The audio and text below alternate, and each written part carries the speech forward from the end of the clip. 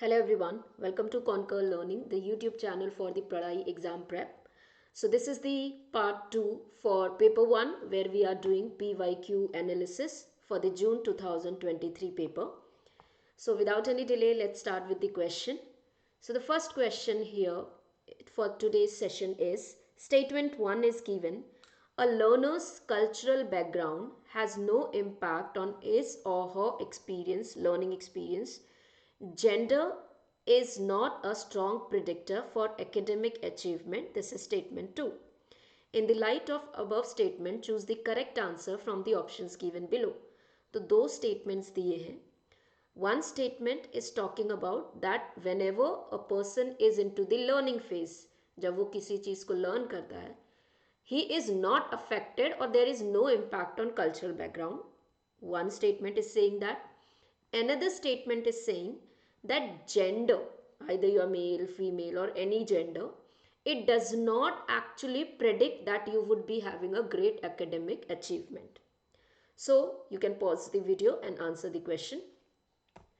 Answer for this is option or the statement 1 is false and the statement 2 is true. Option number 4 is correct. For this, the reason is whenever we are into the learning, जब भी हम कुछ learn करते हैं, whenever we are learning either by observation, either by classrooms, our cultural background play a very important role and it always has an influence. हम किस culture से आते हैं. So like if you are in India, Indian culture differs. If you are in America, it differs. If you are Hindu, you have different cultural background. So obviously it is having an impact on learning experience. And this statement is very correct that it doesn't decide either you are a boy or a girl. It doesn't decide that you would be achieving something or you won't be achieving something, right? So the answer for this is option number 4. Next question. 3 approaches of education, disciplinary aspects associated with them: teacher centered, learner centered, learning centered, shared participatory, imposed, self control. You have to match. Now in previous session we have learned learner centered approach क्या होता है और teacher centered approach क्या होता है. And here another term about learning centered is given. Try to answer this, then I would be explaining you. So you can pause and answer. Okay. So the answer for this is option number 3. Teacher centered, imposed, learner centered, shared and participatory. And what is learning centered? Now, just to revise, teacher center is a approach of education where teacher is having complete authority. Teacher is responsible for transferring the learning or teacher is responsible to teach the subject. So it is something which is imposed.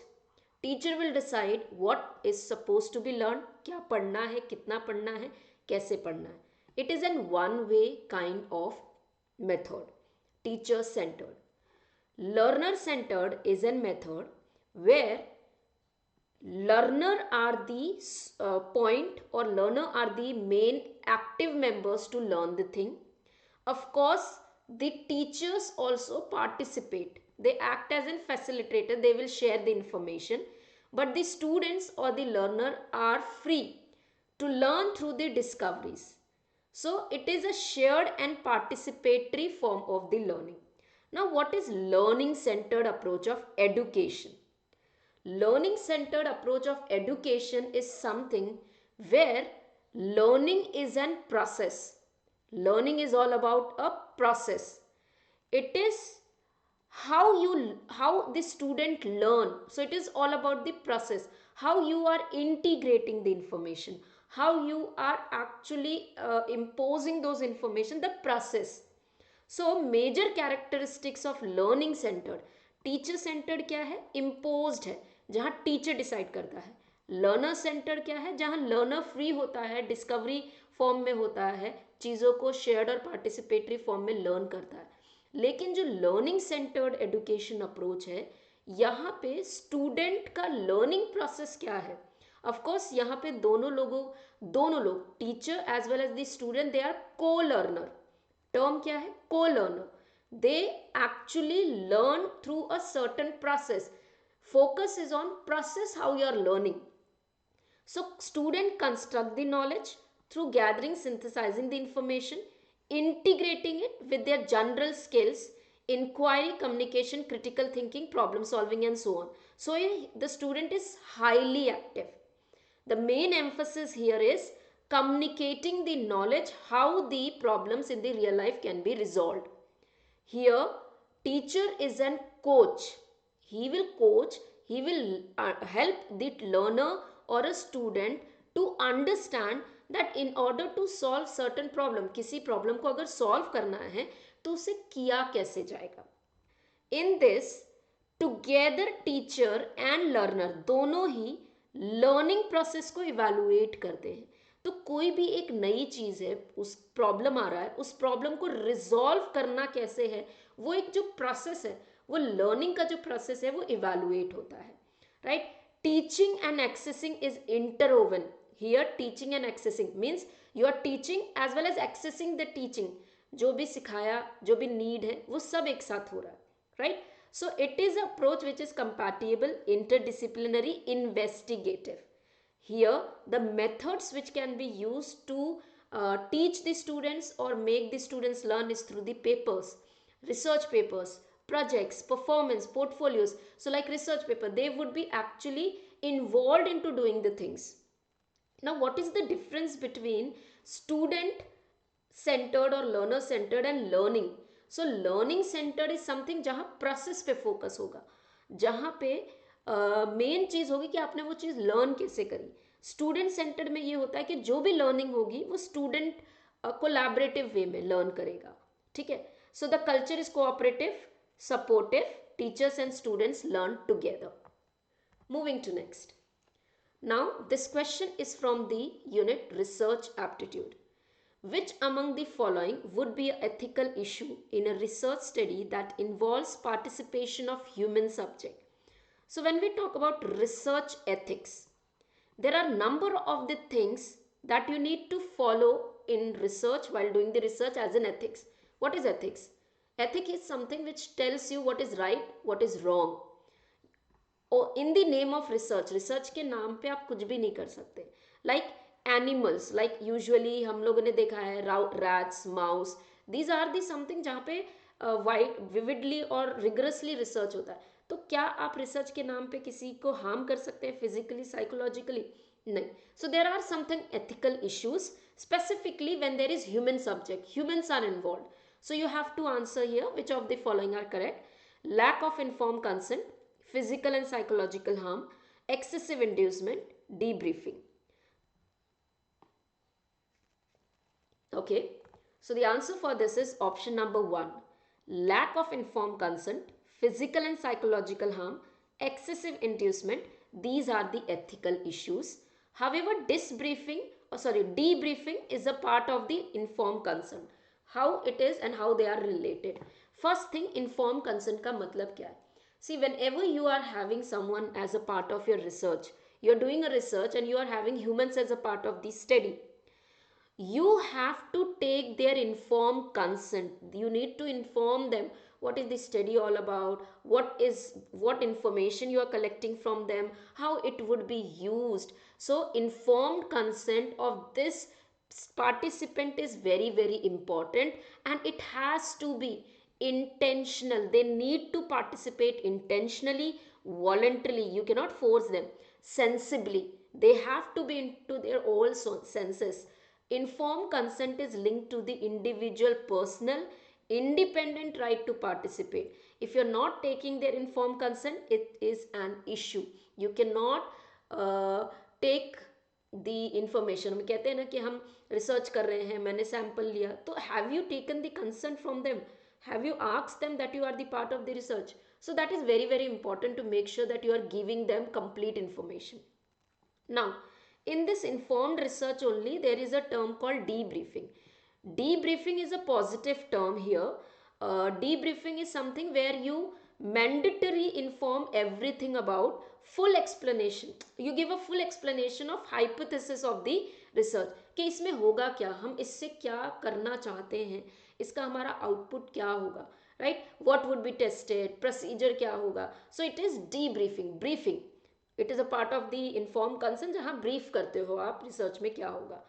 Now बेनिफिशियंस या inducement, ठीक है, terms हैं कुछ. Undue inducement, excessive inducement या बेनिफिशियंस. सी कई बार होता है जो रिसर्च के पार्ट होते हैं, जो पार्टिसिपेंट होते हैं, they are given incentives, benefits.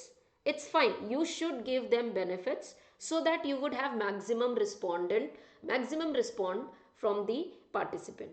But this benefits should not be excessive, like you should not be offered in such a way that they are participating just because of incentive. They are like, okay, देना ही तो है, will give something, some information would be given, that information may not be correct. So your incentive should not be excessive, it should not morally, or they should not be ready to participate in such a way that they are just doing it for the money or incentive, right? So it should have potential to get the maximum respondent and minimize their harm. Protecting the subject during the research, you cannot harm the employees psychologically or physically. Second thing, while doing the research, you cannot harm, or you cannot ask any of your participant to participate in such research which will cause them psychological or physical harm. And if there are any kind of research risk associated with those with studies, you need to give them, you need to inform them these are the risk associated with it, right? So this is the terms associated with the question. Which aspect of researcher may cause a psychological effect in the participant of the study? Age, race, sex, attitude. Psychological. So this is very simple. Answer for this is attitude. Age, race are demographic factor for the researcher. Attitude is your psychological. So what the attitude the researcher is having towards the participant. कई बार for the research क्या होता है, बहुत बार for them the participants are only the sample, they are only the research material, he is not concerned about whether they are harmed or not. So the attitude towards the participant may cause a psychological negative effect on the participant. Another question is, again the two statements are given. This is again a part of the research where there is a topic called as measuring the variables. There are two kinds of variable, dependent variables and independent variables. हम जब भी कोई research करते हैं, उस research में जो variables होते हैं, जो हम रिसर्च जिस बेसिस पे करते हैं, एक डिपेंडेंट वेरिएबल होता है और एक इंडिपेंडेंट.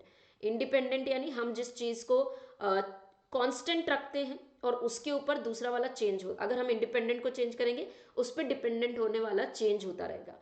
तो उसको मेजर करने के लिए डिफरेंट डिफरेंट स्केल्स यूज होते हैं. सो this is the question from that scale. In a ratio scale, 0 point is arbitrary. Statement 2, the nominal scale allows ordering, ranking or data. In the light of above statement, choose the correct answer from the options given below. Fine, so the answer for this is option number 2.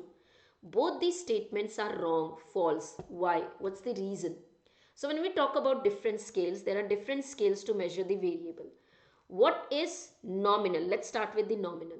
Nominal scale is a kind of the scale which is divided on the basis of category या classification. Just a simple. So let's say number of males and females in the area. So number of boys and girls in certain class, or number of male and female as per the population. So there would be a classification. So it can be like gender classify कर लिया, color classify कर लिया, right? It can be right fruits classify, so anything can be there. So that is nominal, just the names would be there, names के basis पे classify कर लेते हैं वो scale को, that is classificatory और nominal scale.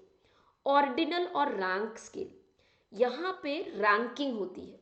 यहाँ जो statement दिया है ना nominal scale में ordering और ranking होती है, नहीं, this is in the ordinal, नाम इटसेल्फ है. ऑर्डर में जब आप अरेंज करते हो या रैंक करते हो, उससे रैंकिंग या ऑर्डिनल स्केल कहते हैं. इन दिस टाइप, ठीक है, जैसे कि हम जब स्कूल्स में थे तो वी वेयर रैंक, और अभी भी रैंक किया जाता है, फर्स्ट क्लास में पास हुए, सेकेंड क्लास में पास हुए, थर्ड क्लास में पास हुए. So what is that? In this first class there is certain ranking is given first class, because इसके अंदर में ऑलरेडी प्री डिसाइडेड कुछ परसेंटेज, जिसको 75 के ऊपर मिला percentage, that is first class. जिसको इसके नीचे 65 के बीच में, that is second class, right. So this is called as the ranking, जहां आप रैंक करोगे. और ये एक क्वांटिटेटिव है, this is N quantitative method. ठीक है. यहाँ पे जो सब कैटेगरीज के बीच का जो डिस्टेंस है, ये इक्वल या अनइक्वल हो सकता है. हो सकता है कि फर्स्ट क्लास सेकेंड क्लास के बीच में केवल 10% आ रहे हों, सेकेंड और थर्ड के क्लास में 15% आ रहे हो. It can vary. That is your ranking और order. Then comes interval. Intervals जो स्केल है, इसमें सारे कैरेक्टरिस्टिक ऑर्डिनल के या रैंकिंग के होंगे. इसमें भी रैंकिंग होगा, लेकिन यहाँ पे जो एक स्टार्टिंग पॉइंट है, या जो स्टार्टिंग पॉइंट होगा वो कभी जीरो नहीं होगा. Means, so let's say we have temperature as 0 degree Celsius, but temperature 0 degree है तभी भी वो जीरो नहीं है. So zero is not having that absolute value. There is something associated. 0 degree Celsius यानी like it is something into Fahrenheit, right. So that is what, यहाँ पे क्या होगा कि उसका कुछ आर्बिट्री पॉइंट होगा, it's not zero. Now ratio scale is quantitative, everything. It contain the properties of nominal, ratio, sorry ordinal, interval. सारे scales हो सकते हैं इसके अंदर में. बट यहाँ पे रेशियो में जो दो क्लासेस होंगे या ये दो पॉइंट्स होंगे, इनका डिस्टेंस इक्वल होगा, इक्वी डिस्टेंट होगा, और वहां पे एक जीरो स्टार्टिंग पॉइंट होगा. So ratio analysis will have a zero, it will have a value, it's not arbitrary, right. So that is ratio scale, nominal scale, ordinal scale or ranking scale, and interval scale, right. So these many questions for the day. We would be continuing rest in the next class.